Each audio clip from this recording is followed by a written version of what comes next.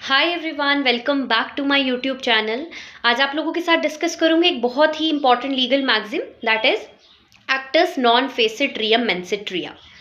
देखने में एक बहुत बड़ा सा मैगजिम लग रहा है, ऐसे लग रहा है कि कुछ बहुत डिफिकल्ट सा होगा, but it's very simple. Latin legal maxim है, लॉ के स्टूडेंट्स के लिए इस मैगजिम का पता होना बहुत ज़्यादा ज़रूरी है। तो बहुत सिंपली बताऊंगी कि इसका क्या मतलब है। It says that crime constitutes of two elements. एक क्राइम होने के लिए दो एलिमेंट्स का होना बहुत ज़्यादा ज़रूरी है। The first is actus reus and the second thing is mens rea. अगर इन दोनों में से कोई भी एक एलिमेंट मिसिंग होगा तो आपका क्राइम कॉन्स्टिट्यूट नहीं होगा। नाउ एक क्वेश्चन आपके मन में आ सकता है कि what is actus reus and what is mens rea. तो जल्दी से ये भी बता देती हूँ। Actus reus refers to the actual physical element, कि फिजिकल एलिमेंट जो है क्राइम में। फॉर एग्जाम्पल आई से थेफ्ट, आपने चोरी करी, वो फिजिकल एलिमेंट है, दैट इज द एक्टिस रियस। अगर मैं बोल रही हूँ कि आपने मर्डर जो है वो किया है, आपने कल्पेबल होमिसाइड किया है, आपने रॉबरी करी है, तो this is actus reus, this is the physical element of the crime, कि आपने जाकर क्या गलत किया। And mens rea is the mental intent. What does this means, कि what does mental intent means?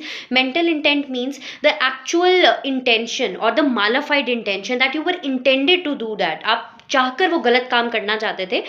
तो क्राइम तभी होगा जब एक्टिस रियस और मेंस रिया दोनों चीज़ें प्रेजेंट होंगी। तो यही मतलब है इस लीगल मैगजिम का। आप इसको विद एग्जांपल्स समझा सकते हैं कि अगर किसी में मेंस रिया मिसिंग है तो वो चीज़ क्राइम नहीं होगी। At certain thresholds, legal thresholds इसका एक ग्राउंड रहता है। तो ये है इस लीगल मैगजिम का मतलब। अगर आपको ये मैगजिम समझ में आया हो और ये शॉर्ट आपके लिए हेल्पफुल रहा हो तो don't forget to like, share, comment and of course subscribe.